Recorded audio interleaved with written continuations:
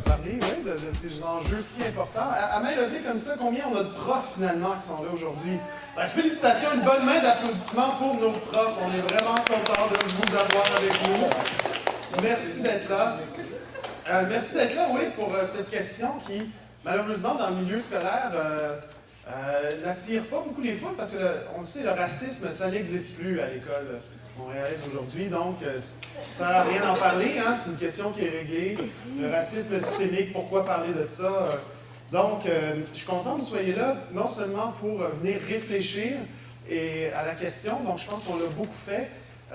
Je vais quand même, aujourd'hui, dans la présentation, amener certains autres aspects très école, qu'est-ce qui se vit pas mal chez nous, mais aussi, j'espère que je vais vous laisser partir avec des idées de qu'est-ce que je fais en classe, en tout cas, des idées d'activités réellement réinvestissables chez vous.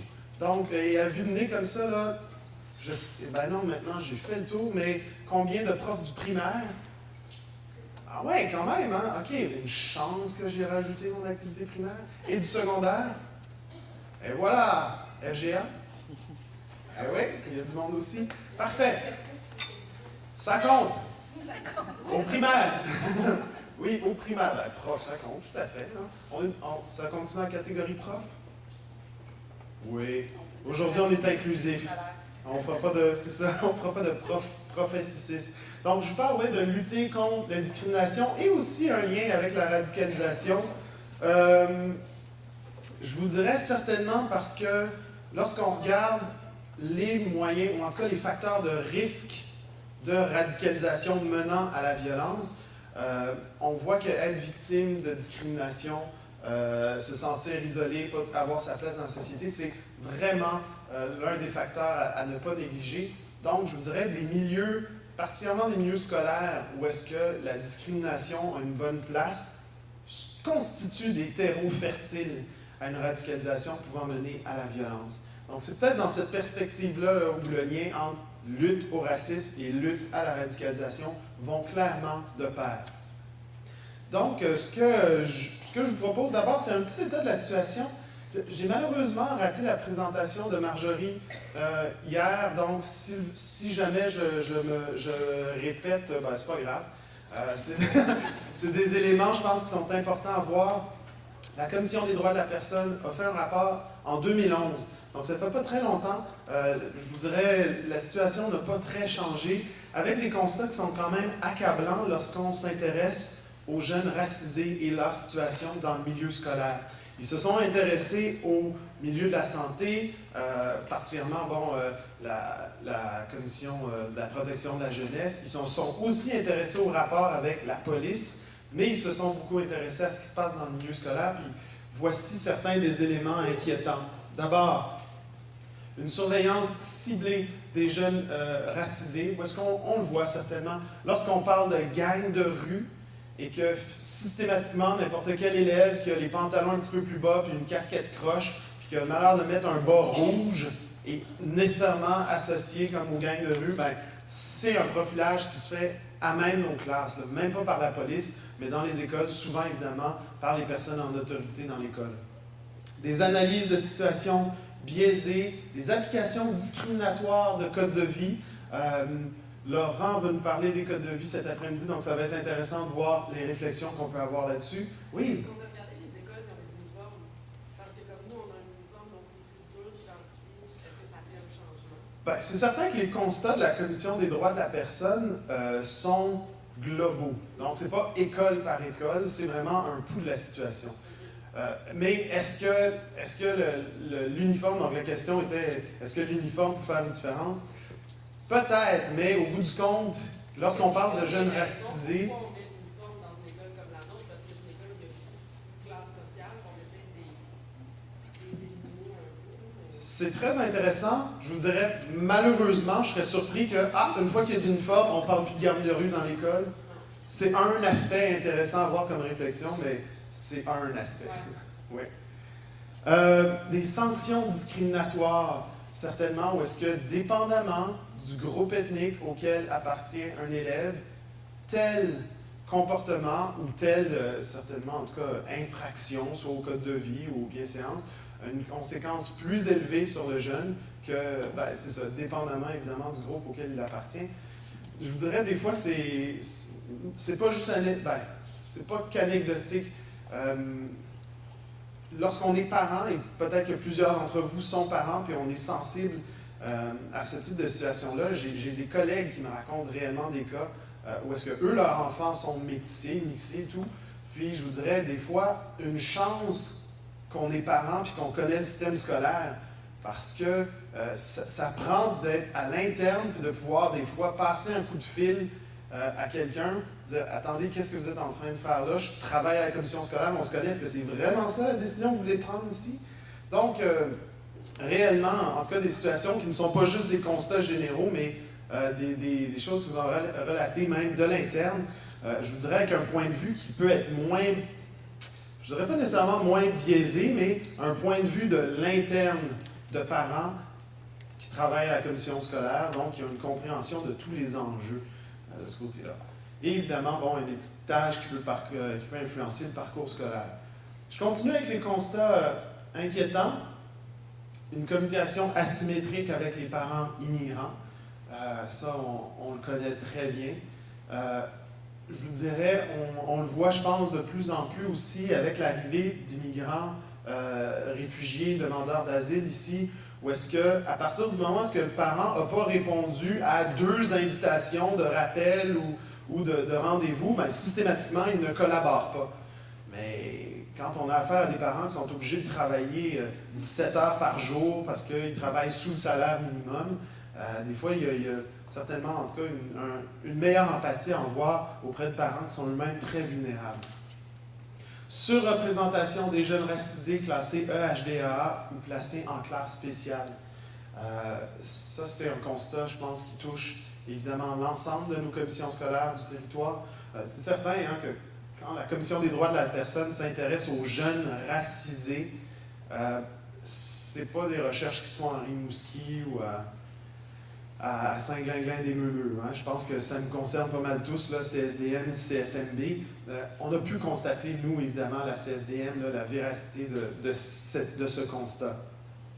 Profilage à l'arrivée d'élèves immigrants, mesures de francisation déficientes ou favorisant le retard scolaire. Des mesures comme passer de la classe d'accueil, rester 3 ans en classe d'accueil, puis ensuite être intégré 1 an, 2 ans en dessous de son cycle âge. Ben oui, ça fesse sur le parcours scolaire. Donc, je vous dirais qu'il y a toute une réflexion, évidemment, à avoir là-dessus de comment est-ce qu'on harmonise mieux le passage accueil régulier. Il y aura des pistes à avoir là-dessus. Mais lorsqu'on parle de discrimination systémique, ça, c'en est un beau cas où est-ce qu'on a un beau travail, on a beaucoup de place pour l'amélioration de ce côté-là. Juste, Gina, oui. Juste peut-être, juste donner des chiffres là, sur que la Commission des droits avait déjà mis dans son rapport. C'est intéressant parce qu'il y a des jeunes racisés, quand tu dis les jeunes, la surreprésentation, il y a des sous-groupes, par exemple, les jeunes d'origine haïtienne, pour des raisons qu'il faudrait fouiller, ils sont surreprésentés parmi les jeunes handicapés et en difficulté d'apprentissage et d'adaptation. Donc, il y a vraiment des sous-groupes, selon même les origines ethniques, parmi les minorités qui sont surreprésentées, notamment les jeunes d'origine haïtienne. De genre de 10 de plus ou à peu près, ou 7 de plus.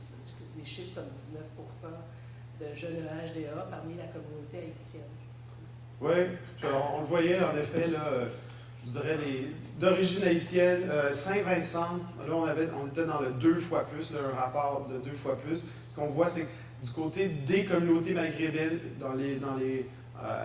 en ce moment, là, on voit certainement une augmentation dans les troubles de comportement, particulièrement les gars, évidemment, pas les filles. Et je vous dirais que dans ce sens-là, bien souvent, là, ces groupes-là sont un peu les groupes à la mode.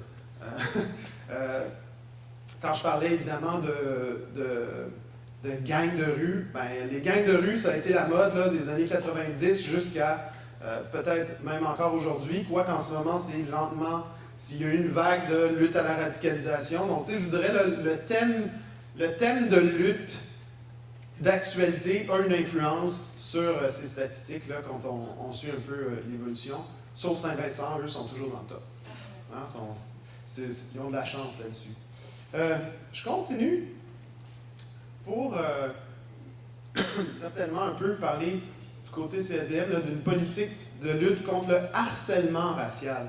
Le harcèlement racial, ce que ça implique, c'est des événements qui sont répétés, toujours envers la même personne, ce qui est beaucoup plus difficile, évidemment, le harcèlement, à démontrer que simplement la discrimination, des fois, ou même des commentaires discriminants. Donc, dans ce sens-là aussi, on voit une omerta au sujet des situations de tension raciale, parce que les écoles, lorsqu'il y a des situations, ne veulent pas faire de bruit, soit banalisent, soit règlent assez rapidement les situations où les enjeux raciaux sont décriés. Je vous dirais, il y a certainement aussi un classique, qu'est-ce qu'on fait quand un élève déclare que quelque chose est raciste? Un élève n'est jamais crédible lorsqu'il parle de racisme en milieu scolaire.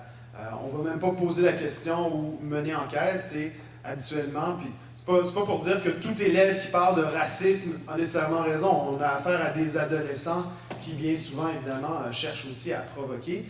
Mais je vous dirais que, tristement, cette explication-là de provocation est plutôt la norme et il n'y aura pas nécessairement un dialogue ou une enquête qui peut être faite autour de ces enjeux. Oui?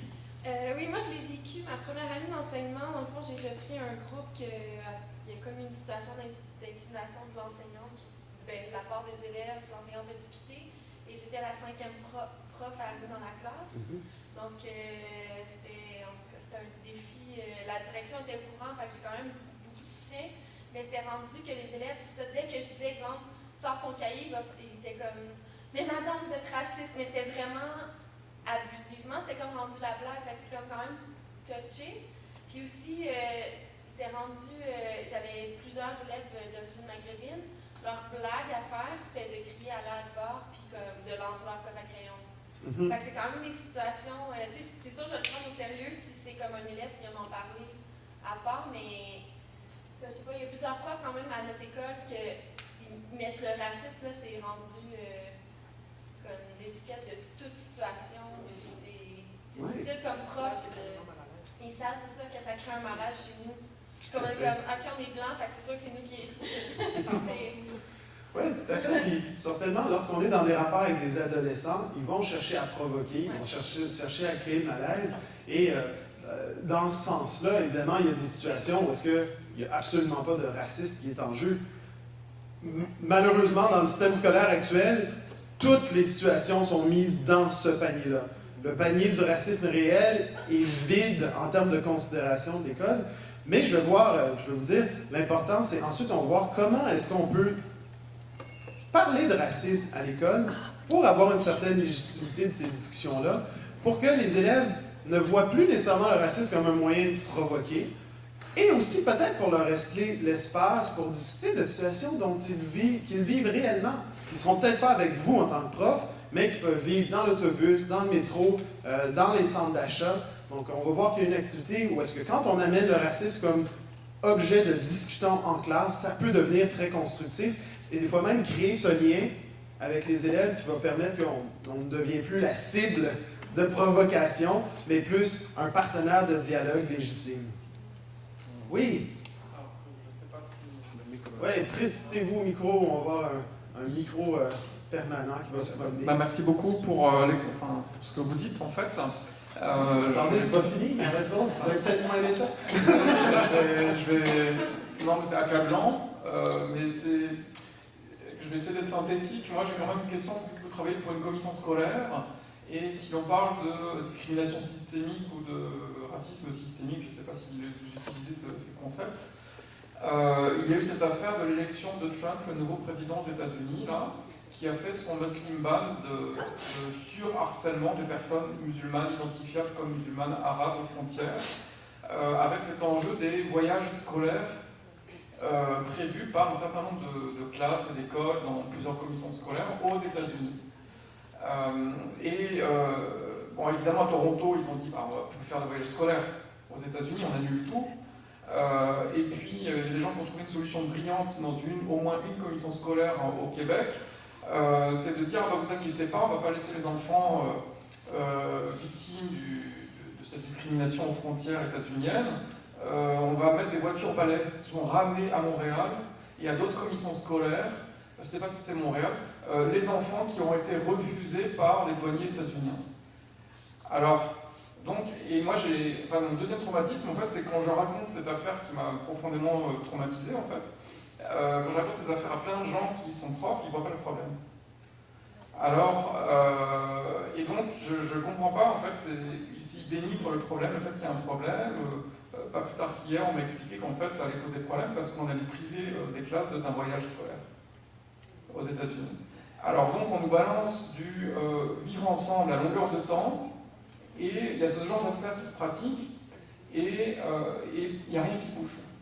Il y a eu une déclaration de la CSDM qui a dit que vous inquiétez pas, on a négocié avec les douanes états-uniennes. Je suis content d'apprendre que finalement, si on a un problème diplomatique avec les États-Unis, c'est la CSDM qui a le pouvoir de négocier ça. Et donc, sachant qu'il y a deux problèmes, il y a évidemment le problème de l'humiliation évidente qui va arriver aux enfants qui arrivent devant les douaniers. On leur demande pourquoi tu t'appelles comme ça, c'est quoi ta religion, qu'est-ce que tu penses de la politique étrangère états-unienne, que fait ton père, ta généalogie, etc. Et en plus, il y a l'enjeu de laisser passer. Et donc, il y a des gens qui disent voilà, si on laisse passer, c'est pas grave s'il a été humilié pendant tous ces années. Mais non, l'enjeu, c'est qu'il va être humilié. Et donc, bref, donc moi j'aimerais avoir votre avis. Est-ce qu'il y a une politique? Est-ce que ça rentre? Dans quelle conceptualisation ça rentre? Voilà, merci. Ok. Oui, ben, je vais vous donner mon avis, puis je vais vous dire que non, il n'y a pas de politique en tant que telle là-dessus, mais il y a des moyens d'action qui, bien souvent, oui, vont être pris par les personnes qui sont responsables en tant que telle du voyage scolaire, ce qui peut évidemment être pénalisant. Certainement, en tout cas, voici mon avis. C'est que, bon, il y a une certaine limite de ce qu'on peut faire, l'influence qu'on peut avoir, nous, en tant qu'école ou commission scolaire, sur les politiques de Trump et sur les décisions, évidemment, là, des douaniers états-uniens. Ce qu'on peut certainement faire, en tout cas, c'est limiter les situations où est-ce que des élèves se retrouveraient justement à être humiliés par des douaniers lors d'un voyage scolaire.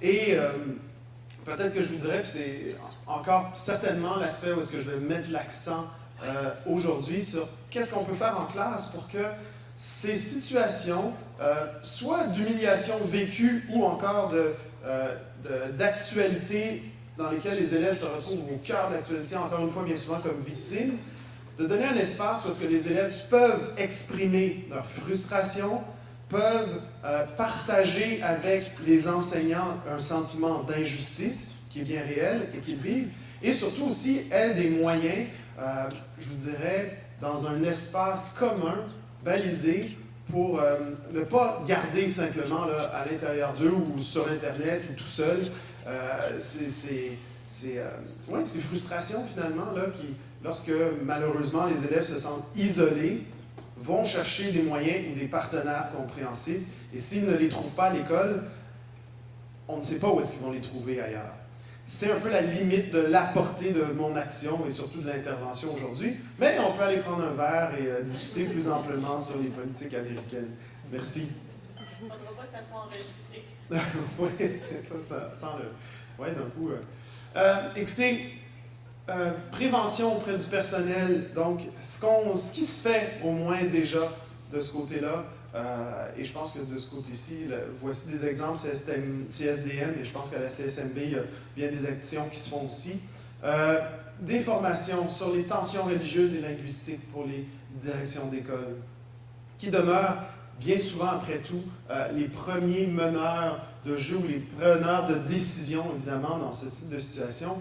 Encore une fois, pour sortir de la banalisation, reconnaître le cadre légal, parce que bien souvent, lorsqu'on va parler de diversité religieuse, lorsqu'on va parler de discrimination, bien souvent, la direction a l'impression que c'est toute une question de gros bon sens, et malheureusement, le gros bon sens peut être très influencé par les chroniques de Richard Martineau ou l'émission de Denis Lévesque du matin.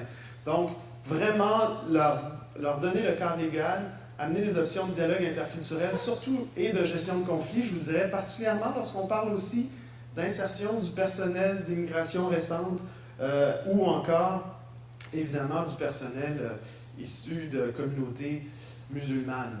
Oui. Et la discussion est faite comment après ça? Parce que ça s'adresse à la direction d'école. Nous, comment? Comment est-ce qu'on sait, on a cette information-là, puis qu'est-ce qu'on a le droit de savoir? Parce que des fois, c'est ça qu'un peu qui manque dans les premiers formations sur les sanctions religieuses, parce que c'est écrit pour les directions d'école. Est-ce que les directions d'école doivent, après ça, le diffuser à leurs enseignants? Ben oui, je l'espère, certainement, là, qu'il y a un partage qui se fait. Mais je vous dirais, c'est surtout aussi dans les prises de décision qui sont faites du côté des directions. Donc oui, il y a une partie qui est transmission au personnel scolaire, surtout lorsqu'on va parler de gestion de conflits. Et attention, je vais dire un mot vulgaire au Québec, accommodement raisonnable. Donc, comment justement amener tout ceci pour que ça ne soit pas juste aux directions, mais je vous dirais que c'est certain que c'est axé sur un aspect de gestion. Formation sur l'intégration des enseignants d'immigration récente pour les enseignants. Donc, je vous dirais peut-être que là aussi, ça se recoupe. Du côté de la CSDM, étant donné qu'il y a un programme d'insertion professionnelle où il y a des enseignants et enseignantes qui sont eux-mêmes libérés pour être des accompagnants et accompagnantes des nouveaux. Donc, c'est là aussi où est-ce qu'on va aborder des enjeux de choc culturel, de dialogue interculturel, d'intégration professionnelle, de parcours migratoire. Donc, je vous dirais, c'est peut-être là où est-ce qu'on va plus parler vraiment directement aux enseignantes et au personnel de ce côté-ci, ce qui peut être très intéressant. Je ne vous cacherai pas, et peut-être que vous le remarquez aussi dans vos écoles, que particulièrement au secondaire, mais non, ça se multiplie maintenant aussi au primaire, on voit des cliques de profs qui maintenant ne se forment plus comme avant. Les jeunes, les syndicaux, les profs d'éduc qui sont tout le temps dans le gymnase. Ce qu'on voit maintenant, c'est des cliques qui sont réellement de plus en plus ethniques. Les immigrants qui sont ensemble, les jeunes, les profs d'éduc. Mais il commence à vraiment y avoir là, ce clivage qui est malheureusement de plus en plus généralisé dans les écoles qu'on voit. Et c'est certain que ce n'est pas un bon symptôme. Je dirais qu'il y a des efforts qu'on peut faire très positifs, encore une fois, lorsqu'on parle de cette formation, de comment favoriser non seulement une insertion professionnelle, comment favoriser une insertion professionnelle par l'insertion sociale aussi. Et ne vous inquiétez pas là-dessus, dans ce type de formation, il y a autant de suggestions qui sont faites pour les profs, disons, de la majorité ethnique pour faire des ponts vers les nouveaux profs d'immigration récente ou racisés, que des suggestions pour les profs racisés ou nouvellement arrivés pour sortir des fois du ghetto très confortable, de se dire je vais aller avec les gens qui sont de même origine, qui parlent la même langue ou encore qui sont juste les nouveaux arrivés comme moi. Donc, encore une fois, briser les ghettos, mais de façon bilatérale. Évidemment, c'est un travail qui se fait en commun.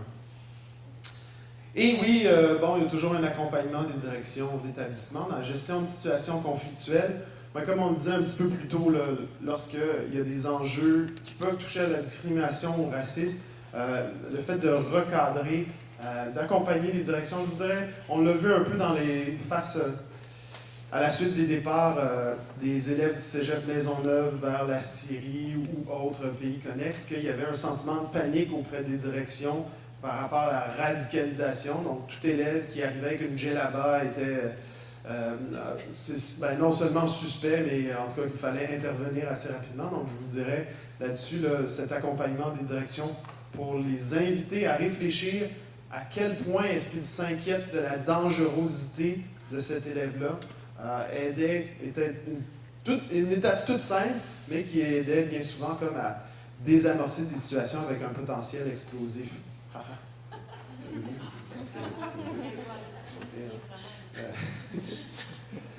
Prévenir la discrimination systémique, donc j'en parlais un petit peu tout à l'heure, cette discrimination qui fait qu'on favorise le retard scolaire chez les élèves qui passent par les classes d'accueil. Je vais toujours faire de la pub pour le web documentaire Des racines et des ailes, dont vous avez la chance de rencontrer la réalisatrice ici présente derrière la caméra. Une belle main d'applaudissement pour Jacinthe Lepage. Pour ce travail qui fait école, je vous dirais, je vous invite à le visiter si ce n'est pas déjà fait. Des racines et des ailes, c'est un web documentaire. Donc, ça veut dire que ce sont des clips vidéo, des dizaines, des centaines, des dizaines Ouais, attendez. Ouais, c'est ça. Des centaines de pages, des dizaines de vidéos, mais aussi des ressources pour l'école. Par exemple, protocole d'accueil des nouvelles familles immigrantes, protocole de passage classe d'accueil vers la classe régulière. Je vous dirais que c'est cet aspect-là réellement où est-ce qu'on essaie d'enlever les obstacles dans le parcours scolaire d'un élève immigrant. Pas des obstacles qui ont été posés là de façon volontaire par quelqu'un de malveillant. Puis je pense que c'est la chose qui est importante de savoir au sujet de la discrimination systémique, c'est qu'elle n'est pas volontairement malveillante. C'est juste l'organisation du système qui fait que pour certains élèves, c'est beaucoup plus compliqué d'obtenir un diplôme et que bien souvent, les solutions peuvent être assez simples en autant qu'on prenne en compte le fait qu'on se rende compte de la complexité de certains parcours scolaires et qu'on fasse l'effort, bien souvent commun, entre les classes d'accueil et du régulier pour enlever les obstacles à la réussite. Donc, je vous dirais qu'il y a des belles pistes à avoir là-dessus et je pense que l'une des choses qui est importante de souligner du côté des racines et des ailes, c'est que c'est un objet de formation et d'auto-formation. Il a été développé pour qu'on ne soit pas obligé d'avoir Jacinthe, Réginald Fleury ou les protagonistes qui viennent le présenter en classe. Il a été développé pour qu'une direction d'école, un enseignant, une conseillère pédagogique puissent eux-mêmes aller chercher des options, regarder des vidéos, puis ensuite dire « OK, qu'est-ce qu'on fait avec l'équipe école? » Donc, je vous dirais, si vous êtes dans une école où est-ce qu'il y a des classes d'accueil ou que vous recevez des élèves de classes d'accueil d'autres écoles et que vous êtes à la recherche de solutions, allez jouer là-dedans. Il y a vraiment, c'est ça, c'est la caverne d'Ali Baba du passage accueil régulier. Hey, il me manque une diapo. Oh non. Ou est dans le mauvais ordre. En tout cas, je vous présente. Ah non, c'est juste une photo que finalement j'ai pas mise. Je suis ici membre de l'équipe de recherche Action sur les polarisations sociales, le RAPS. Cool, hein, notre nom quand même. Qui est une équipe de recherche qui est menée par, finalement, certains d'entre vous peut-être connaissent Cécile Rousseau, éminente pédopsychiatre à l'Université McGill, et Haïda Hassan, évidemment, à l'UQAM. Donc, des psychologues, pédopsychiatres, psychoéducateurs, éducatrices, chercheurs. Je vous dirais que c'est toute une équipe du monde, évidemment, du milieu scolaire, des milieux universitaires, des services et santé sociaux qui vraiment se sont mobilisés autour de la radicalisation menant à la violence. Je vous dirais comprendre donc la recherche à travers les cégeps sur comprendre qu'est-ce qui peut motiver des élèves non seulement à sympathiser ou à passer à l'action par rapport à la radicalisation violente. Donc, c'est vraiment une étude là, où est-ce qu'ils ont passé à travers le Québec des questionnaires auprès des élèves pour comprendre le phénomène de radicalisation menant à la violence. Évaluer, qu'est-ce qu'il voulait dire par ça? Mais en tout cas, je dirais surtout former, l'une des choses qu'on va venir certainement ici, donc former le personnel des services et santé et services sociaux à travers le Québec, le personnel scolaire aussi, sur comprendre la radicalisation pour mieux la prévenir. Je vais vous donner plus de détails sur cette formation tantôt.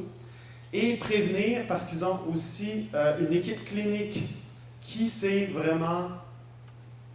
qui a développé une expertise en prévention et en accompagnement de familles, de cas vraiment de radicalisation pouvant mener à la violence. Donc, je vous dirais, là, il y a bien sûr le CPRMV, donc le Centre de prévention de radicalisation menant à la violence, qui est très connu dans le milieu, mais l'expertise vraiment du côté de nos santé et services sociaux, c'est le CISS du Centre-Ouest qui l'a. Je vous invite à devenir notre ami Facebook. Donc, il y a vraiment une page Facebook, je vous la montre, qui s'appelle Équipe RAPS. Donc, si vous êtes sur Facebook, n'hésitez pas à venir liker. Je vous le montre. Ah non, cherchez Équipe RAPS. Tout le monde a déjà vu une page Facebook. Donc, qui est très active, certainement, je vous dirais, en termes de venir être un contrepoids par rapport à la peur qu'a suscité les cas du Cégep Maisonneuve, pour venir non seulement calmer le jeu, mais encore une fois, équiper les milieux pour mieux intervenir. Et je vois que vous êtes des gens qui êtes très intéressés par cette question, par votre présence aujourd'hui. Donc, c'est une invitation le 15 juin 2018, une journée d'études, qui est vraiment le thème, philosophie, polarisation sociale et dérive sécuritaire. Donc, si vous voulez savoir c'est où et l'horaire, devenez notre ami Facebook et allez vous inscrire à cet événement qui est tout à fait gratuit en termes de participation et certainement pour ceux et celles qui sont à la CSDM, il y a aussi possibilité de remboursement des frais de suppléance pour votre école si jamais le CLP est là. Ouais, des amis CSDM? C'est qui mes amis CSDM ici? Alright! Voilà, on a plein d'amis CSDM. Non, levez la main fièrement, c'est correct, on a le droit d'être fiers CSDM aujourd'hui. Ça n'arrive pas toujours. Exactement. Oui, donc je vous invite réellement à vous inscrire à cette journée de réflexion. Ensuite, pour vous donner une brève idée de la formation qui est donnée par le RAPS sur prévenir la radicalisation violente chez les jeunes, donc le module Comprendre, le module Prévention en milieu scolaire, le module Parler aux enfants et aux jeunes, que nous, on va aborder un peu aujourd'hui, réellement, et les interventions à l'image intersectionnelle, c'est-à-dire quand on a vraiment un cas dans une école, qu'est-ce qu'on fait? Comment agir auprès d'un élève avec un potentiel de radicalisation violente sans plus le pousser vers la radicalisation violente? Ce qui est le plus important, évidemment. Donc, c'est une formation qui se donne dans les milieux scolaires. À venir sous peu à la CSDM, maintenant, une fois qu'on a retrouvé des suppléants, en gros, là, c'est ça le frein majeur. Ou à moins que vous soyez disponible le 26 juin. Disponible le 26 juin. Ça ressemblait à des dates. Oui? Tu peux dire que si, en tout cas pour septembre prochain, on prépare, Réginald et moi, un guide à l'intention des personnes. Je pensais que c'était secret. Non, c'est pas. Ah, c'est pas secret. Il arrive secret. après-midi à la DSA. Ah, vas-y, fais la pub. Donc en fait, Réginald et moi, on prépare. Geneviève Audet, de Oui, l'UQAM. Geneviève Audet. Donc, on prépare un guide qui va résumer, en fait, le module Comprendre et la prévention en milieu scolaire pour le personnel. Donc, en tout cas, en septembre, il devrait être disponible. Ça ne vous empêche pas de suivre la formation. Donc, d'ailleurs, on dit dans ce guide-là, vous pouvez aussi suivre la formation, mais ça donne des pistes aussi, dans le fond, sûrement de des choses dont Réginald va parler aujourd'hui. Oui, exactement. Toute une compréhension théorique pour le milieu scolaire et aussi des pratiques, majoritairement pour le secondaire, mais je vous dirais des choses très applicables aussi pour le primaire. Bien. Et finalement, on arrive vers nos moutons, nos petits moutons, la prévention auprès des élèves. Donc, comme je le disais un peu, on va aujourd'hui voir comment est-ce que la lutte au racisme et aux discriminations se combine évidemment avec la lutte à la radicalisation. Et je vais vous présenter 3 activités. C'est le fun parce qu'on a plein de temps, donc on va vraiment... je vais certainement vous exposer les activités, mais on va pouvoir, dans une certaine mesure, les vivre aussi. 3 activités, et je le nomme aussi tout de suite. D'abord, je vous dirais peut-être le classique, qui est outiller les élèves pour déconstruire les préjugés. Autant les leurs, mais je vous dirais des fois ceux dont ils peuvent être victimes. Donc, pour le primaire, on va s'intéresser à l'activité de Karim Lekaki, une activité autour du roman jeunesse Karim Lekaki. La pièce de théâtre Qui a tué Freebird? Mais je vous dirais, puis c'est peut-être important, je vais y revenir souvent, on a fait beaucoup de travail pour sensibiliser les milieux scolaires aux réalités de la discrimination et du racisme. Et je vous dirais que c'est important de continuer à faire ce travail-là. Cela dit, la résistance qui se retrouve du côté des milieux scolaires est non négligeable. Comme on l'a dit un petit peu plus tôt, pour toutes sortes de raisons, reconnaître les problèmes de discrimination, c'est pas juste le milieu scolaire. On l'a vu lorsqu'on voulait tout simplement avoir une commission sur le racisme systémique. Il y a une grande résistance à tout simplement parler du problème. C'est pourquoi l'une des autres options, une des autres avenues qu'il faut réellement envisager, puis je vous dirais non seulement investir plus, c'est outiller les élèves quand ils sont victimes eux-mêmes de discrimination. Et c'est dans ce sens-là que l'activité Profilage droit islam J'ai hâte de vous la présenter, même si, bon, je ne dirais pas même si, j'ai hâte de vous la présenter, vous allez voir, ça va être très intéressant. Donc, je commence. Tout ça, c'était l'introduction. C'est pas mal, hein? Maintenant, nos 3 activités telles que décrites dans le programme, avec Karim Lekaki qui est défini pour le primaire, mais certainement, en tout cas, je vous dirais, peut avoir des résonances du côté du secondaire. Donc, Karim Lekaki, c'est un roman jeunesse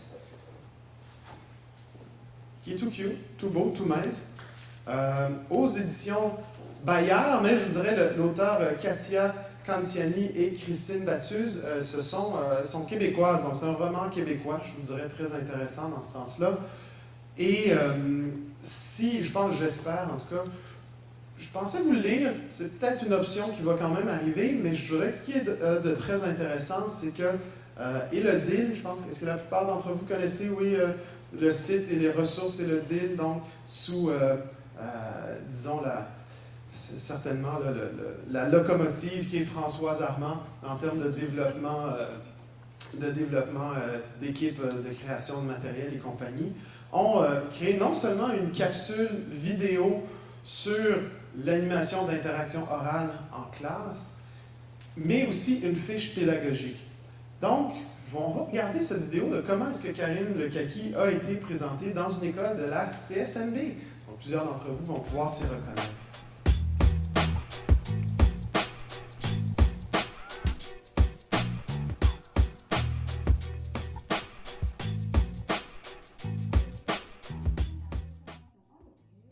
À travers Karim Lekaki, la première chose qu'on travaille, c'est la lutte au rejet. Ce réflexe de rejet de nouvel élève qui arrive, celui qui est différent. Et là, évidemment, est la première base de lutte, non seulement à la discrimination, mais aussi potentiellement à la radicalisation menant à la violence.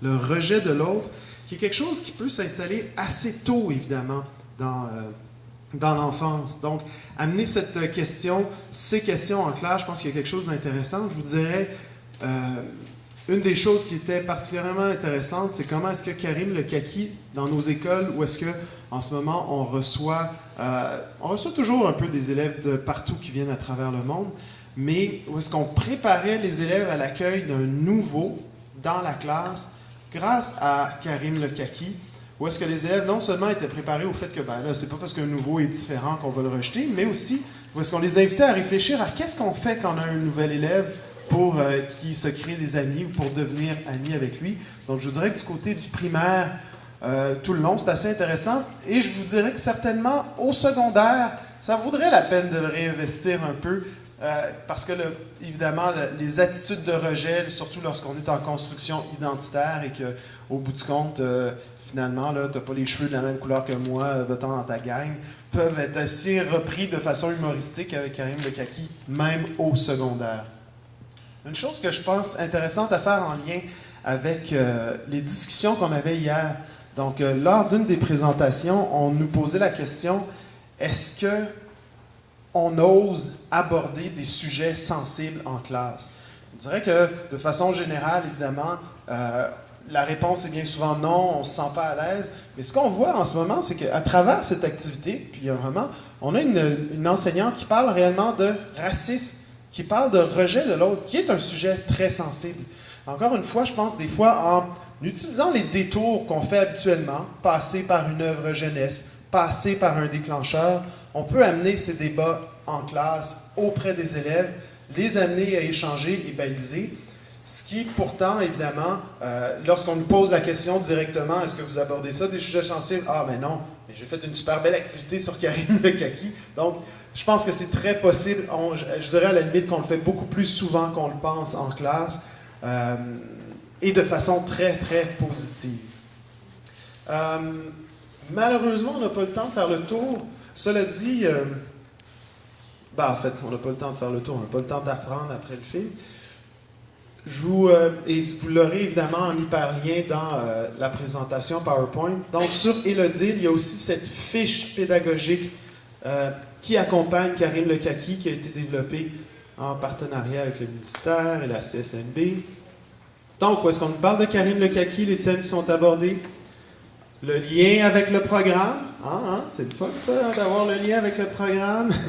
La progression des apprentissages aussi, donc du côté évidemment de français, du côté de CR. Donc, encore une fois, l'idée, c'est de se dire, je suis pas en train d'en faire plus, je suis pas en train c'est pas un travail d'extra, c'est réellement à travers mon cours de français, mon cours de CR que je peux faire ce travail autour de Karim Lekaki. Les liens avec le programme ILSS, je ne suis pas certain qu'il soit là malheureusement. Mais, quand on s'appelle Marilyn Bechot, on peut tout faire.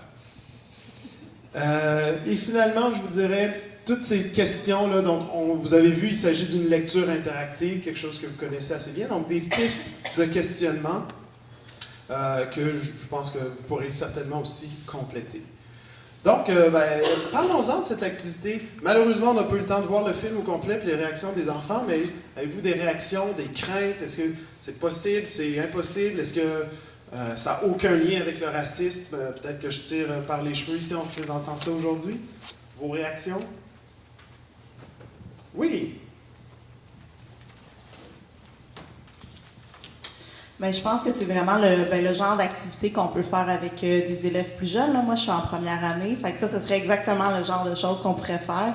C'est le fun d'avoir des ressources comme ça qu'on peut utiliser déjà prêtes. Donc, je vais essayer de le faire. C'est une belle ressource. Excellent. Et c'est du clé en main. J'ai des copies que je peux vous prêter. Donc, vous me faites signe, puis je vous les envoie par courrier interne, même quelques-unes. Puis si éventuellement vous voulez les acheter, il y a moyen aussi là, de faire l'acquisition à travers des budgets qui nous sont alloués. Donc, un beau potentiel de ce côté-ci. Ouais. Je dirais que pour agrandir, Karim Lekaki est un exemple parmi tant d'autres. En fait, c'est mon exemple préféré pour plusieurs raisons, mais lorsqu'on va sur le site d'Élodile, il y a vraiment tout un répertoire, en fait une bibliographie d'œuvres comme celle-ci, avec des fiches d'exploitation, dont la plupart sont encore disponibles. Il y en a qui commencent à disparaître, mais que même pour les amis de la CSDM, là, que j'ai au bureau, puis que c'est possible de vous envoyer. Donc, et accompagné de fiches d'exploitation comme celle-ci. Plusieurs thèmes sont présents, l'éveil aux langues, bien sûr qui est le dada d'Élodile, mais aussi le racisme en lien avec aujourd'hui. Il y a plusieurs autres œuvres qui peuvent être utilisées comme ça en classe. Oui? Mais il y a Élise Gravel aussi qui fait des livres sur les petites bébites qu'on n'aime pas, comme l'araignée, le ver de terre et tout ça. Puis moi, je trouvais justement que quand je les utilisais en classe, on apprenait des choses utiles. Oui. Puis ça faisait que moi, je disais aux élèves, bon, tu peux les insectes, pourquoi? Tu sais, que c'était une façon d'utiliser, tu sais, de la tolérance. Puis Oui. et que je trouvais ça intéressant aussi, c'est des pistes intéressantes. Puis les élèves les aiment, ces livres-là, parce que tu apprends des faits, mais tu vois aussi, tu sais, les petits animaux, ils parlent et tout ça, et que ça pourrait être des livres à utiliser. Très intéressant, merci. Une autre question derrière? Ah, ouais, plein de réactions, parfait. Je voulais juste dire, je suis enseignante en classe d'accueil au secondaire. Puis Oui. je fais de la lecture d'albums coup de poing, un par semaine, selon des thèmes un peu chocs là, qui touchent mes élèves et leur parcours migratoire. Puis ça fonctionne. Au début, la première fois, quand ils voient un album, ils disent c'est pour les bébés. Puis finalement, à chaque semaine, ils sont contents qu'on fasse la lecture du même principe que Karim, mais vraiment pour les ados. Très intéressant. Oui. Ben oui, puis encore une fois, est-ce qu'on ose aborder des sujets sensibles en classe? Ben, si jamais vous n'avez jamais utilisé en classe un seul album de la collection Coup de poing, vous avez abordé des sujets sensibles en classe. Donc encore une fois, oui, on le fait plus qu'on pense. Merci pour la référence. Tant qu'à être dans le partage de ressources, il y a aussi Alice et Ulysse. C'est un livre qui traite de l'homoparentalité. Oui. Ça aussi, c'est super. Ça ouvre une porte sur plein de choses que les enfants autrement ne sauraient pas comment nommer ou aborder. Puis là, ben, ça se fait tout naïvement. Oui, certainement. Je vous dirais que des fois, lorsqu'on parle d'isolement et de rejet, quand on a deux papas ou deux mamans, puis on se rend compte que c'est pas la même chose, ça peut prendre beaucoup de temps avant d'oser en parler. Intéressant. T'as pas fini, Laurent?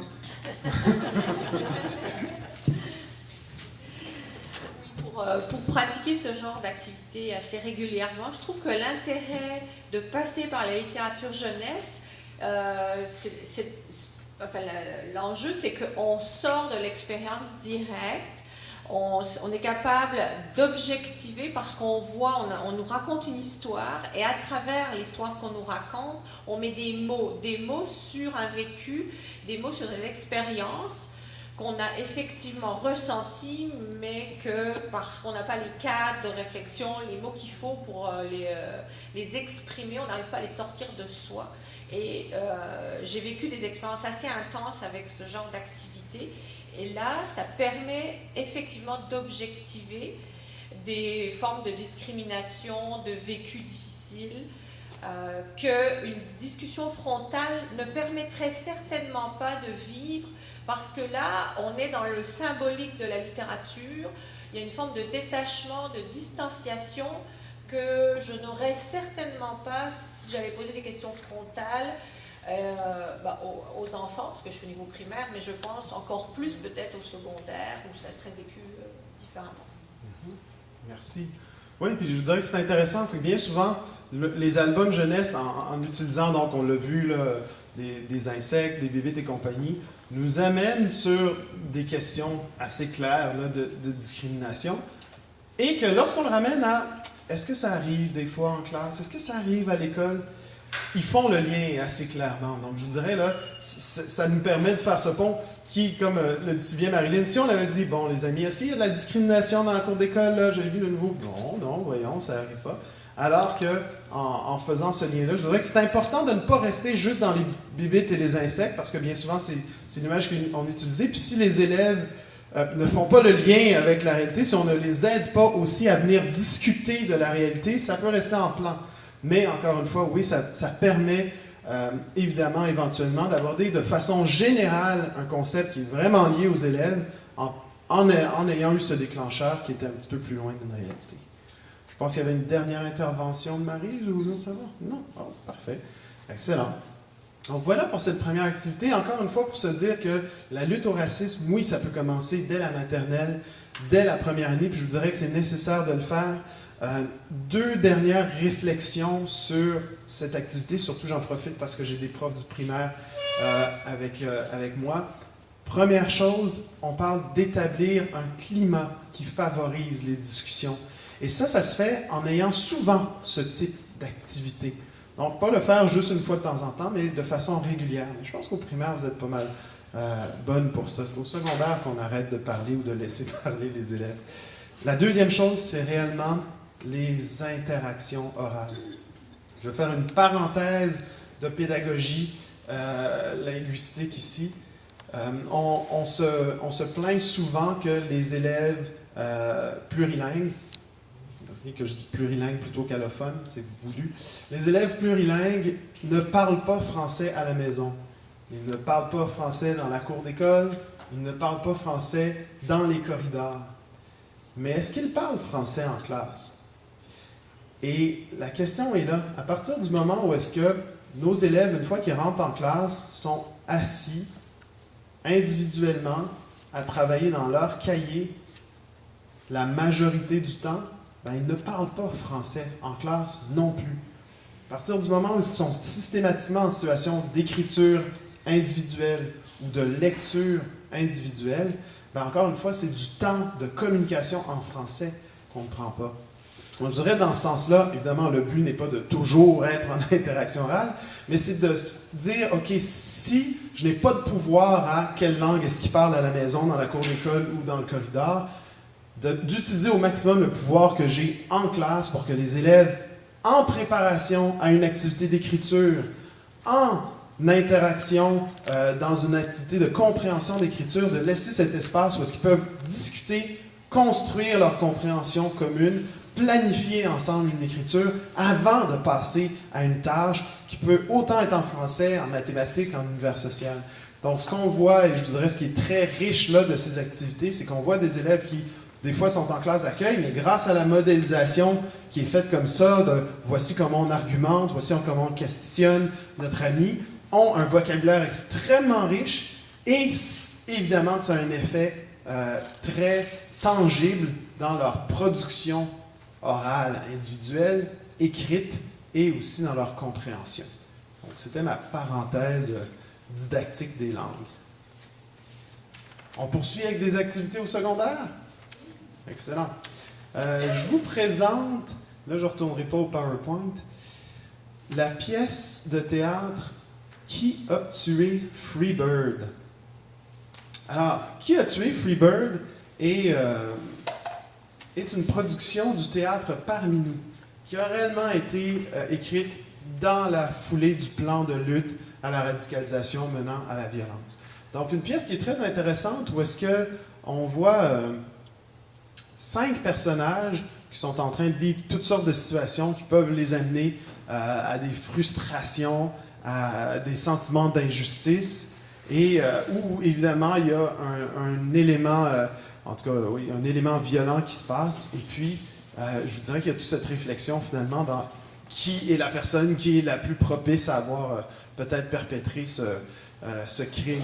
Et dans ce sens-là, je vous dirais que c'est une pièce très intéressante qui roule déjà beaucoup dans les écoles secondaires, notamment parce qu'il y a eu plusieurs subventions qui permettent d'avoir la pièce gratuitement dans vos écoles. Donc, je sais qu'à la CSMB et la CSDM, ça a déjà commencé à pas mal rouler.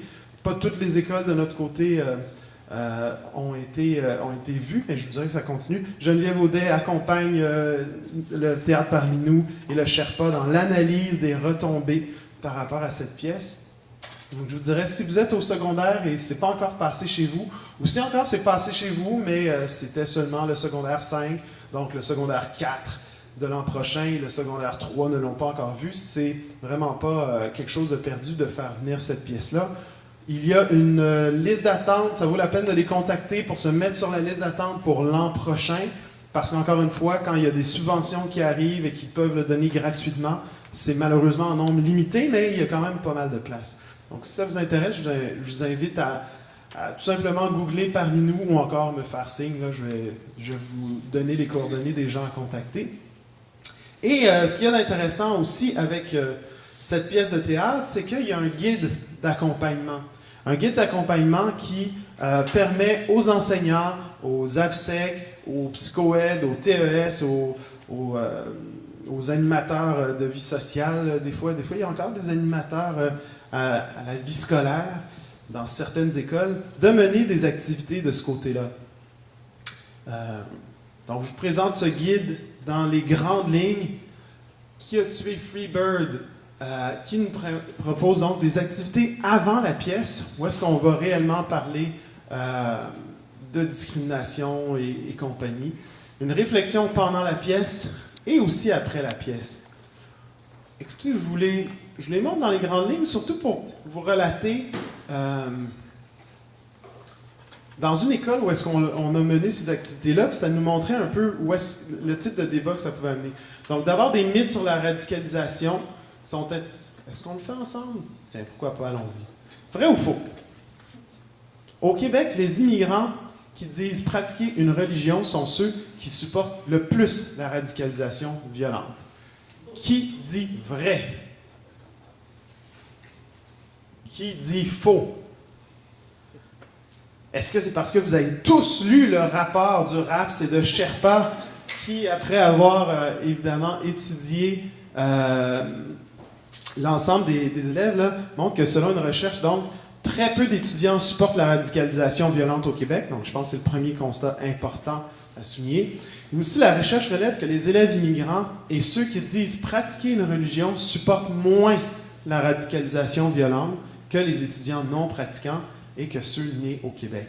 Je vous dirais que c'est intéressant, encore une fois, à savoir, non seulement auprès des élèves pour déconstruire des perceptions, mais aussi auprès du personnel. Parce que je dirais qu'il y a beaucoup, évidemment, de désinformation par rapport à la radicalisation menant à la violence, dont, évidemment, celle-ci est l'une des plus importantes.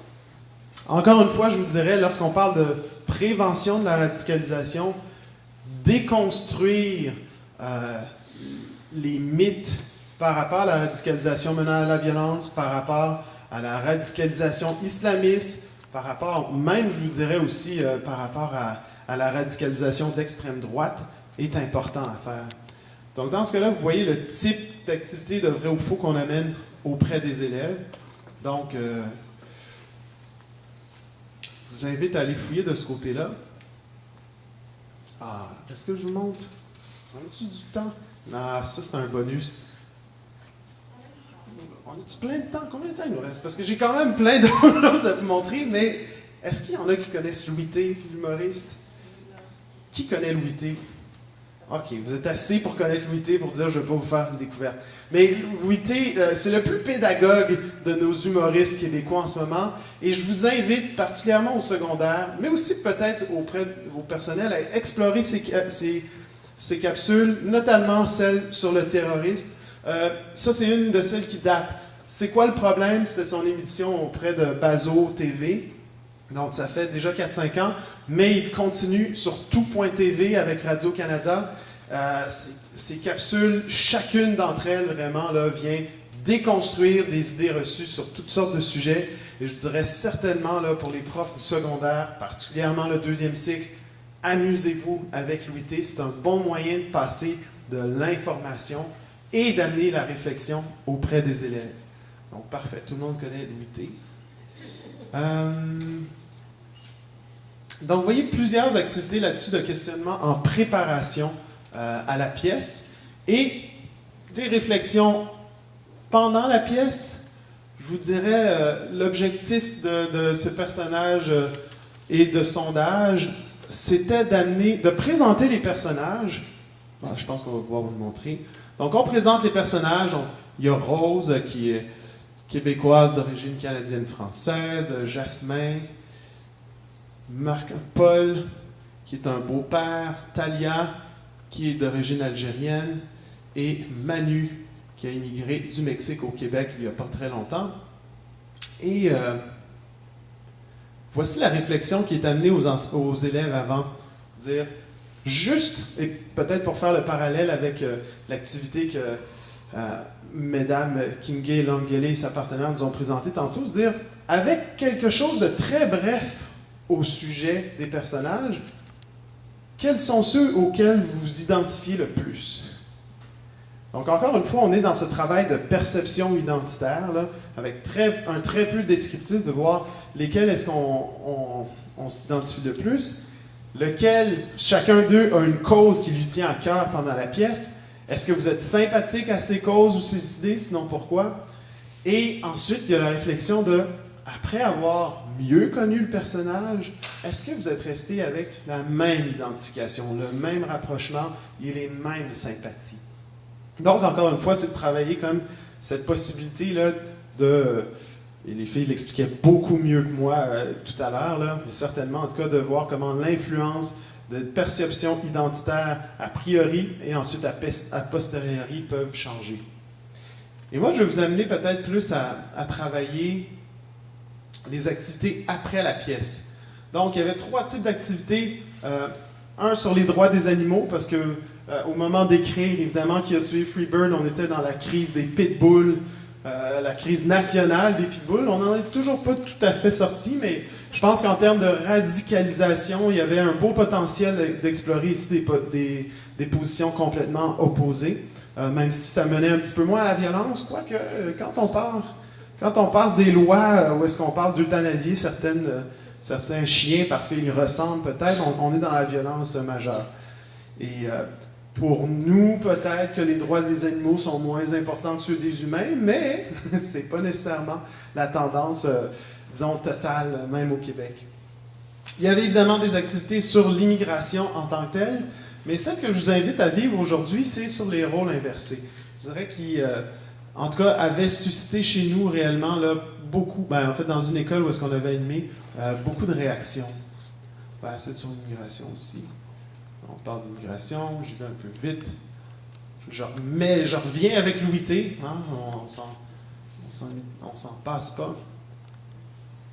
Et finalement, voici. Du côté des rôles inversés, encore une fois, 2 capsules vidéo qui sont très intéressantes. Bonjour les Brutes, j'aimerais vous poser quelques questions si vous voulez bien. On voit beaucoup de tueries aux États-Unis, perpétrées par des hommes blancs qui vous ressemblent. Est-ce que vous condamnez ce genre de violence? C'est une évidence, je veux dire, il n'y a personne qui est pour ça, la violence puis les tueries. Vous voyez des excellents exemples ici de situations réversées, de double standard, évidemment, lorsqu'on parle de la situation, particulièrement, oui, bien sûr, des musulmans dans l'Occident d'aujourd'hui, parce que chacune des situations-là, lorsqu'on la met à l'envers, devient caricaturale, mais pourtant, presque textuellement, ce sont des situations qui se sont passées dans les médias récemment. Et nos élèves particulièrement maghrébins ou des communautés musulmanes, reçoivent tout ça. C'est leur quotidien. Mais pour revenir à la question, est-ce qu'on ose aborder des sujets sensibles en classe? Ben, quelle est la clé dans les deux exemples qu'on a là? Oui, l'humour. L'humour qui a encore beaucoup de place, qui devrait avoir encore plus de place dans nos classes.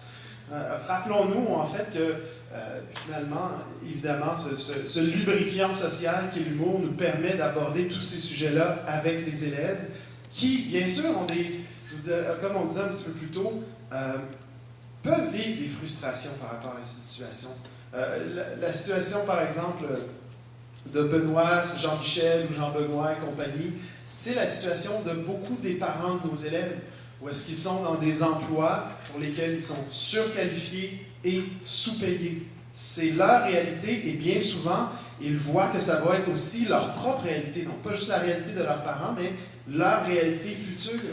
Encore une fois, la Commission des droits de la personne avait fait une étude où est-ce qu'elle avait pris un CV et elle avait reproduit 3 fois avec des noms différents. Un nom à consonance francophone, un nom à consonance arabe et un nom à consonance africaine. Et évidemment, ce qu'on voyait, c'est que le CV avec un nom à consonance francophone avait 3 fois plus de chances de recevoir tout simplement un appel. Pas juste une entrevue, un appel.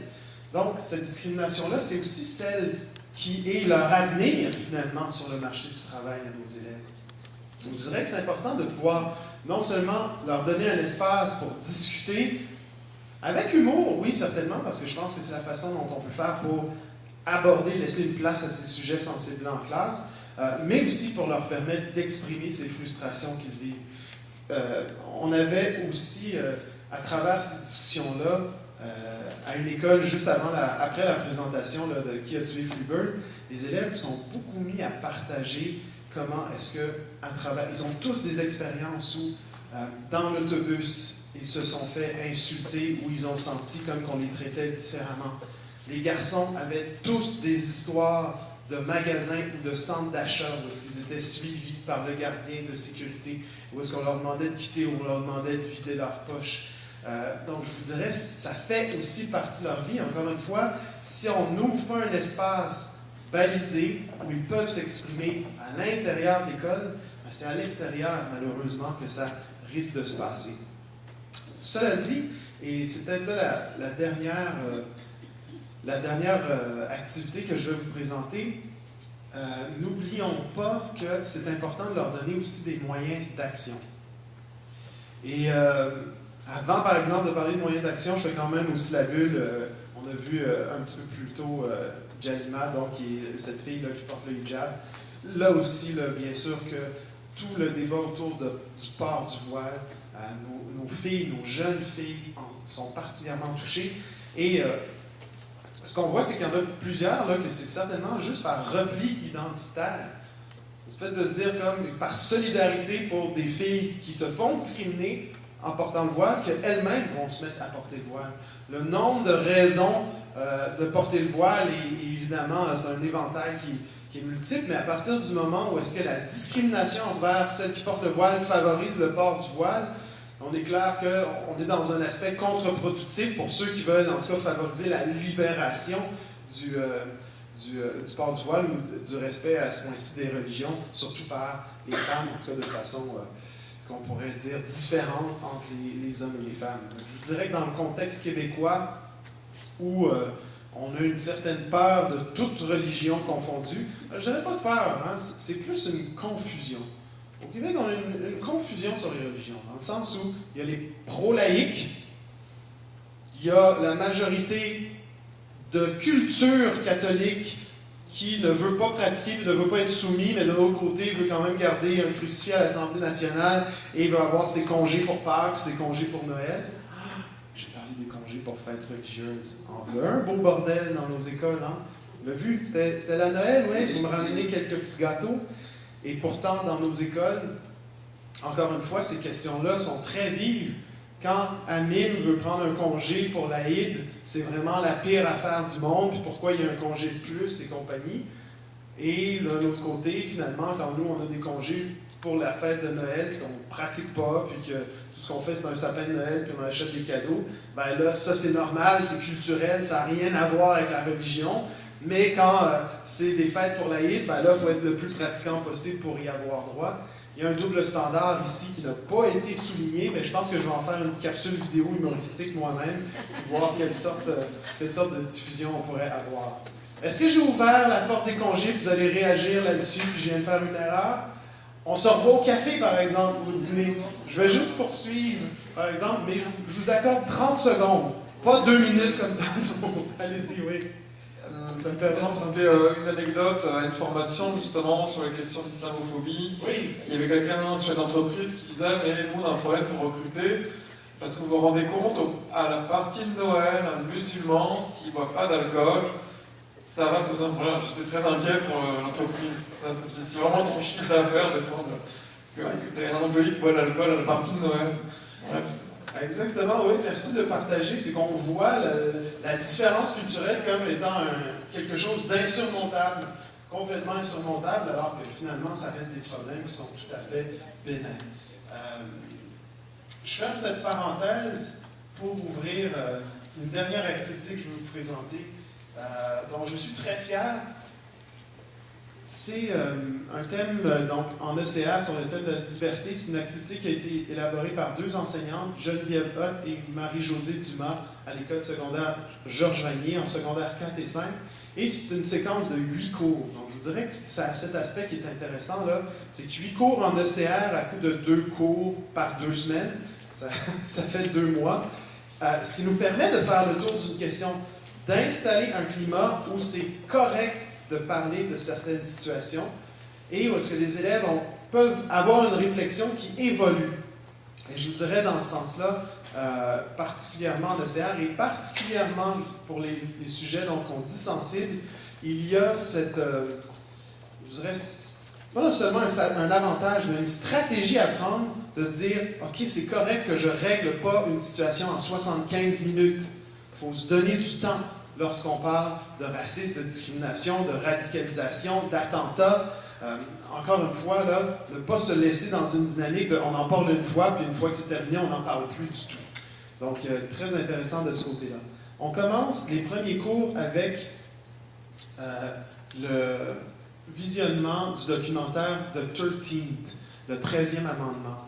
Si vous n'avez pas vu ce documentaire, je vous invite à aller vous abonner à Netflix, si ce n'est pas déjà fait, et le voir sériellement sur la transition qui a été faite aux États-Unis entre l'esclavage, la ségrégation et la judiciarisation et la policiation des rapports entre les Blancs et les Noirs.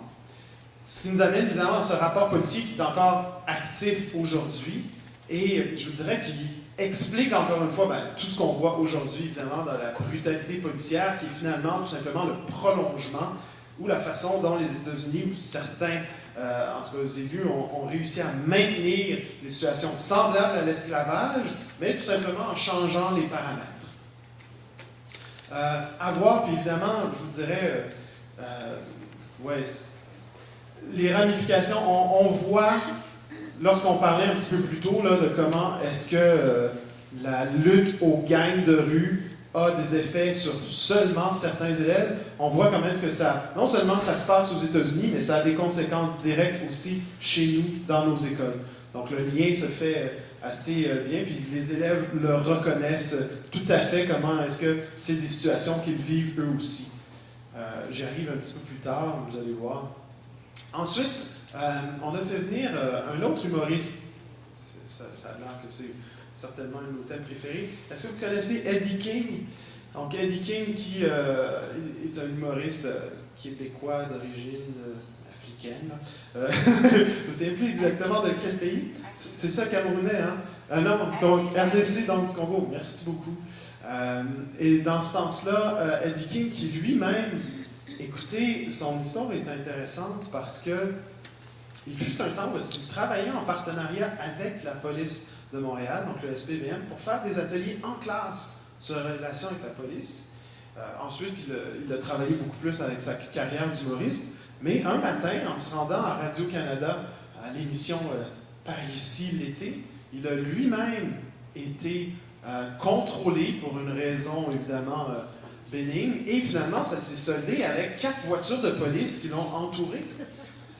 Et il vient raconter un peu cette idée, puis lui-même, il en a fait des capsules humoristiques aussi intéressantes, mais encore une fois, le profilage qui est très présent ici même dans notre secteur scolaire. Et honnêtement, quand il décrit un peu la situation, et surtout autour de Radio-Canada, j'ai l'impression que c'est probablement le même policier qui, moi, m'a déjà arrêté pour avoir traversé une ligne pleine blanche autour du ministère de l'Éducation. Parce que j'ai eu droit à un superbe ticket parce que j'avais traversé une ligne blanche à l'intersection pour ne pas tourner à droite. Je raconte ça, mais il y a des situations évidemment étranges comme ça où on reçoit des tickets pour des drôles de raisons. Donc, rencontre avec Eddie King qui est venu témoigner auprès des élèves non seulement de ce dont il avait été victime, mais aussi pour les inviter à réfléchir à leur relation avec la police, comment sont les erreurs qu'il a fait lui-même dans cette intervention-là, et encore une fois, comment se défendre de la police lorsqu'on est en interaction avec elle. Et c'est dans ce sens-là, je vous dirais, où est-ce qu'on pousse plus loin cette idée dont je vous parlais un petit peu plus tôt, d'éduquer les élèves à leurs droits, pour qu'ils ne soient pas passifs, pour qu'ils ne soient pas victimes de ce profilage-là. Leur donner eux-mêmes les moyens de lutter contre le profilage et la discrimination, parce qu'on ne peut pas attendre que ce soit simplement nous, les adultes, nous, l'ensemble des décideurs, qui finalement déconstruisions les rouages de la discrimination systémique et du profilage. Il faut leur donner les clés à eux. Et c'est dans ce sens-là où est-ce qu'ils avaient un atelier d'éducation au droit par une avocate qui est venue leur expliquer comment est-ce qu'on réagit lorsqu'on est interpellé par la police. Voici ce qu'ils peuvent vous demander et ne peuvent pas vous demander. Voici ce que vous êtes obligé de faire et ce que vous n'êtes pas obligé de faire. Et ce qui est intéressant, je vous dirais particulièrement au sujet de cette avocate-là, c'est qu'elle n'est pas issue d'une communauté racisée du tout. Mais elle a déjà été victime de profilage par association parce qu'elle se tenait avec des Noirs. Donc, je vous dirais qu'on est dans un profilage là, qui s'agrandit à partir du moment où est-ce qu'on, sans même être une personne racisée, juste le fait de se tenir avec des personnes racisées peut nous amener à être victime de profilage. Donc, c'est intéressant, évidemment, son témoignage de ce côté-là. Donc, après cette éducation au droit, c'est là où est-ce que on s'approche aussi de leur champ d'intérêt. Donc, on a analysé des textes de hip-hop engagés. Et là-dessus, je dois certainement faire un travail de réhabilitation du hip-hop lorsqu'on s'intéresse à la naissance de la culture hip-hop dans le Bronx et dans le Brooklyn des États-Unis. La naissance du hip-hop, c'est vraiment une prise de parole pour contester l'ordre établi, contester les discriminations. C'est comme ça que le hip-hop est né. Malheureusement, dans les années 90, la tendance gangster rap a été reprise bien souvent par les grandes compagnies de disques et a été beaucoup plus mise de l'avant que d'autres bands qui, eux, continuaient comme à décrier les inégalités. Et dans ce sens-là, il existe encore beaucoup de hip-hop engagé qui se produit aujourd'hui. Puis je pense que c'est intéressant, non seulement nous, en tant que personnes qui vont avoir différentes images du hip-hop, mais aussi pour les élèves qui sont beaucoup influencés par l'industrie musicale et peuvent être simplement en contact avec le gangster rap en ce moment, comme Migos et compagnie sont les plus grands porteurs. Mais lorsqu'on s'intéresse à Kendrick Lamar, qui vient juste de gagner un prix, et là je vais me tromper sur le nom du prix, le Pulitzer exactement, on voit encore qu'il y a de la place pour le hip-hop engagé et c'est nécessaire, je dirais pour nous, d'influencer les choix culturels de nos élèves. Et dans ce sens-là, l'analyse de texte, et là on est en 2017, donc I Am, certains d'entre vous vont se souvenir, c'est du old school, mais encore une fois très intéressant. The Roots et Nas, donc un petit peu plus récents. Donc, amener les élèves à découvrir ces textes-là qui sont porteurs, encore une fois, non seulement de décrier les discriminations, mais aussi de prendre le contrôle. Un atelier de slam, donc avec un musicien québécois qui s'appelle M. Mo, où est-ce qu'on travaille les champs lexicaux autour des thèmes de la liberté, de la lutte à la discrimination et des écritures de slam engagées. Donc, amener les élèves à eux-mêmes, encore une fois, agir de ce côté-là avec leur slam. Donc, ne pas rester pris avec cette frustration et surtout ne pas amener les élèves à prendre conscience que le profilage existe et compagnie, puis simplement être pris avec ce sentiment d'injustice, mais de pouvoir l'exprimer.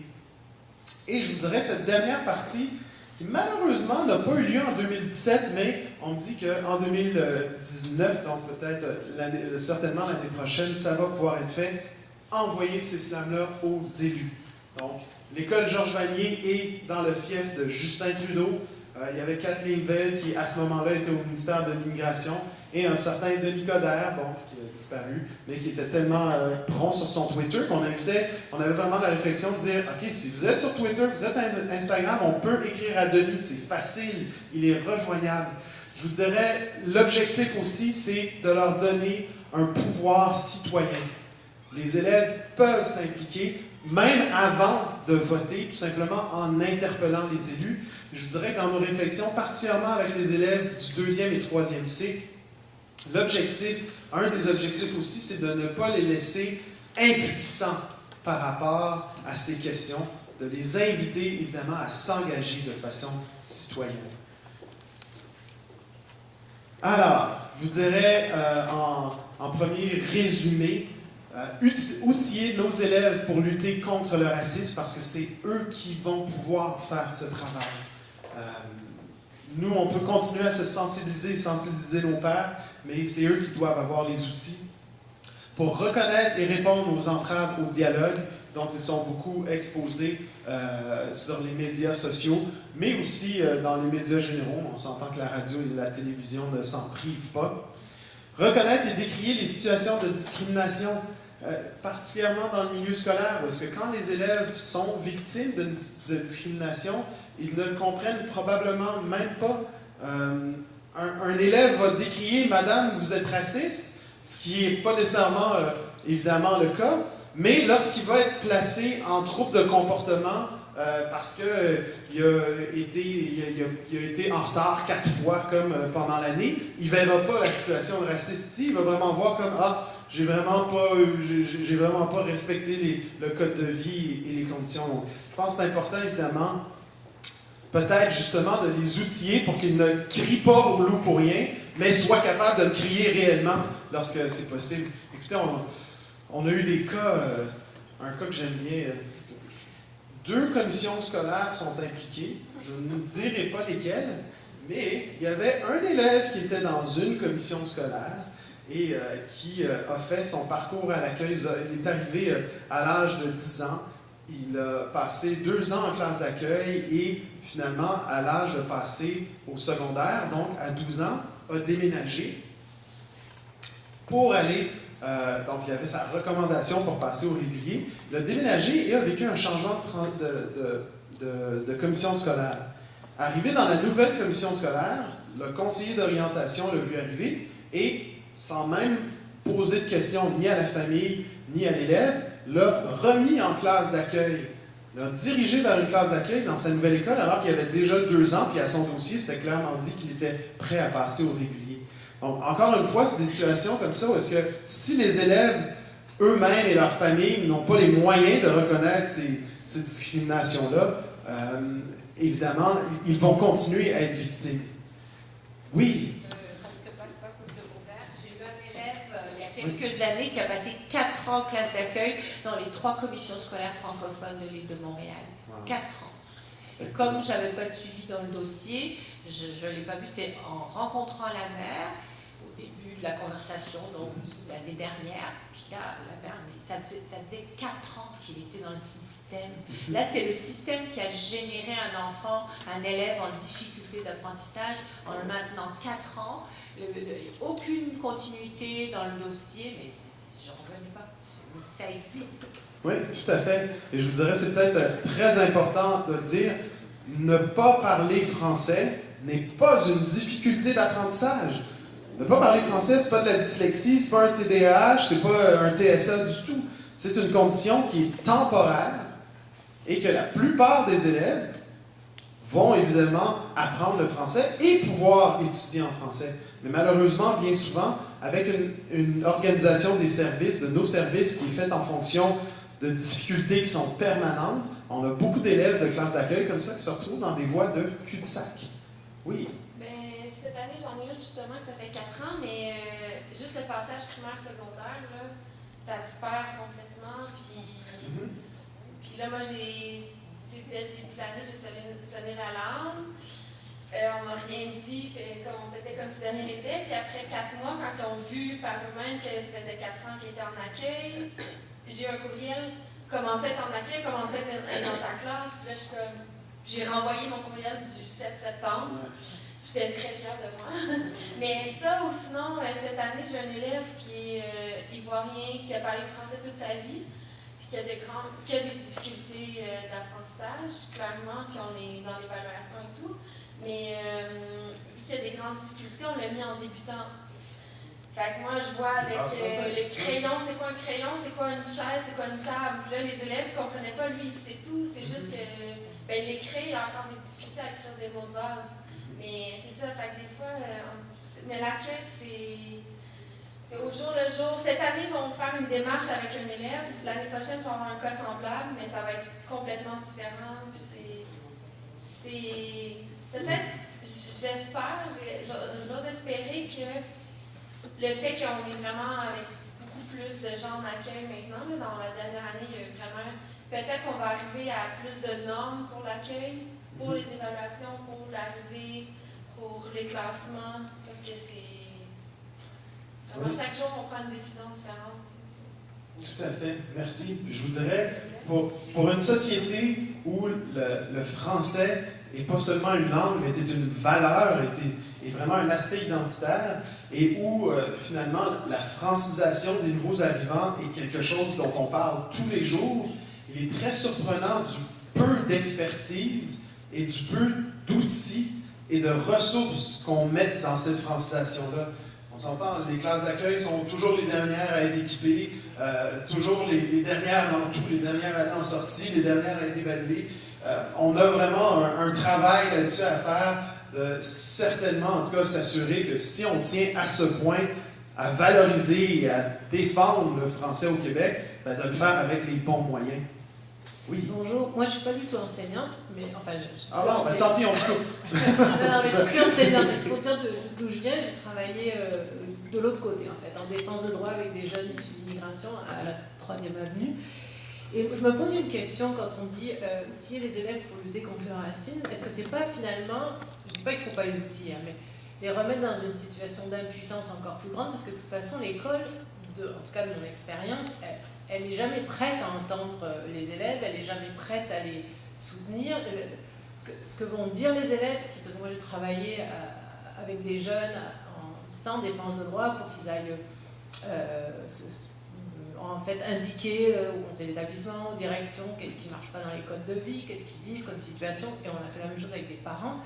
Mais en fait, on les renvoie toujours à non, c'est pas vrai, c'est pas comme ça. Donc, est-ce que finalement, on les remet pas dans une situation d'impuissance encore plus grande? Est-ce que c'est peut-être aussi, et de manière peut-être beaucoup plus intense du côté de l'institution, qu'il faut travailler? Tu vois. En tout cas, c'est ma question à l'issue de ces années. Oui, et j'ai une réponse. Pourquoi choisir entre les deux?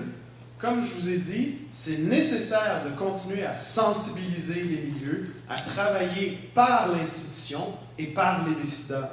Mais il faut aussi le faire pour que les élèves puissent le faire, non seulement maintenant, mais aussi dans 5 ans, dans 10 ans, quand eux, ils seront devenus adultes. Je pense que l'erreur, c'est de penser qu'il y a une seule voie. Et c'est l'erreur qu'on a beaucoup fait en ce moment, de se dire, parlons de discrimination systémique avec les décideurs qui ne veulent pas en entendre parler. Mais parlons-en avec les victimes aussi. Encore une fois, pas une seule voie, il faut y aller par plusieurs chemins. Donc oui, je le répète, être en mesure de se défendre quand ils sont eux-mêmes victimes de discrimination. Je conclue peut-être, parce que... Non, on m'a dit 5 minutes, Marie, puis si toi tu parles, ça va être plus long. En fait, on pourrait faire du millage là-dessus, Oui. parce que est-ce que ça interpelle pas un petit peu plus nos écoles à donner des recours aux élèves? Tu sais, par exemple, quand on parle des élèves qui sont qu'on retourne 4 fois en classe d'accueil ou à l'éducation des adultes, moi j'ai travaillé beaucoup là-dessus sur les élèves qu'on déclasse puis qu'on reclasse puis que finalement on n'a pas tenu compte de leur dossier, puis là, ils arrivent à l'éducation des adultes, il faut qu'ils recommencent leur secondaire puis il faut qu'ils montent. Oui, j'ai fini. Mais tu sais, est-ce qu'il n'y a pas des recours, parce que c'est vrai que ça les laisse dans l'impuissance quand ils ne peuvent pas se défendre contre un système, tu sais. Et un système, parce qu'on leur dit, ben là, non, on t'a classé comme ça, nanana, mais ils n'ont pas vraiment de recours, ils n'ont pas de prise là-dessus. Est-ce qu'on pourrait imaginer que les écoles donnent plus de recours et entendent mieux la voix des jeunes? Ça ne veut pas dire qu'ils ont toujours raison, mais qu'il y ait un espace où qu'il y ait un recours pour peut-être revérifier certains dossiers, refaire faire des tests, des évaluations, etc. Je me demande qu'est-ce que les gens en pensent en général. Les jeunes et leurs parents aussi, et les parents.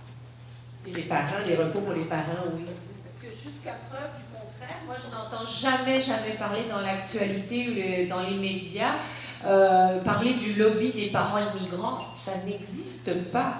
Et ces gens-là ne sont à la base pas au courant de leurs droits. Alors évidemment, n'étant pas informés des droits qu'ils peuvent défendre auprès des directions d'école, de l'institution, il n'y a rien qui se passe. Effectivement, c'est du côté des enfants, des jeunes et des parents. Oui. Oui, tout à fait. Et je vous dirais, bon, c'est pas exactement le thème d'aujourd'hui, mais c'est de ma faute, hein, j'en ai parlé. Certainement qu'un des aspects les plus importants, c'est d'informer les parents immigrants du parcours de leur élève, du parcours de leur enfant, donc du parcours normal, des options, de ce qui est un cheminement normal même avec l'accueil, de ce qui devrait être un cheminement, disons, difficile.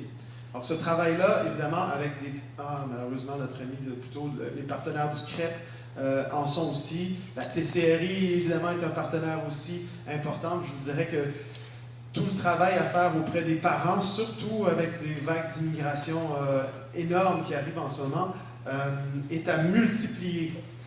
Cela dit, ce qu'on voit de plus en plus, ce sont des parents qui font le refus de service de la classe d'accueil. Ils sont de plus en plus conscients, malheureusement, de l'effet pénalisant de ce qui devrait être en principe un service pour eux. Et on le voit beaucoup au primaire. Donc le mot se passe, heureusement ou malheureusement. La difficulté est toujours que lorsqu'on est immigrant, c'est toujours beaucoup plus difficile de s'impliquer de façon citoyenne. Donc ces lobbies de parents immigrants, non seulement sont isolés, ils existent, mais sont isolés, et vont toujours malheureusement être écrasés par les lobbies des parents, des élèves en difficulté d'apprentissage et d'adaptation, qui pour l'instant, avec raison, ont réussi à attirer l'attention sur les besoins de leurs enfants, qui jusqu'à maintenant étaient beaucoup évacués dans des points de service à part. Je suis en train de lancer un autre débat, hein? Mais je vous dirais, c'est certain que même entre parents, sur les conseils d'établissement, on voit qu'il y a des chicanes. Ben, pas qu'il y a des chicanes qui se créent, mais qu'il y a des besoins qui sont systématiquement plus en avant que l'autre, même dans des écoles qui peuvent avoir 14, 15, 18 classes d'accueil.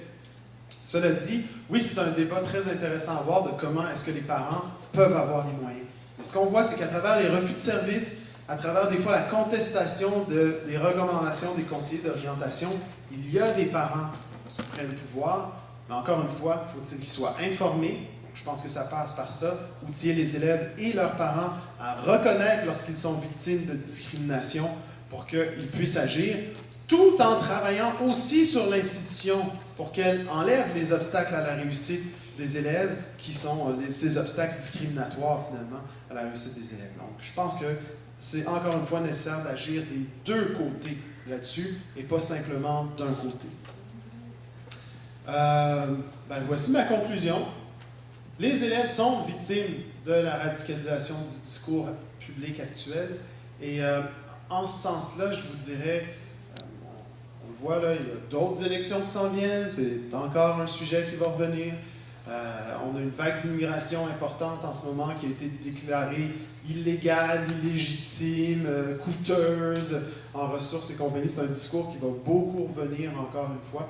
Et dans ce sens-là, je pense qu'il est important de voir l'école comme étant un espace où est-ce qu'il faut aborder ces sujets-là, que ce soit de façon directe, que ce soit par l'humour, que ce soit en utilisant des insectes, des carrés de couleurs et compagnie, pour que les élèves puissent être informés et aient un espace pour pouvoir discuter, faute de quoi ils le feront quand même, mais seuls devant leur ordinateur, avec des influences qui ne sont peut-être pas celles que nous pouvons leur amener en tant qu'encadrement.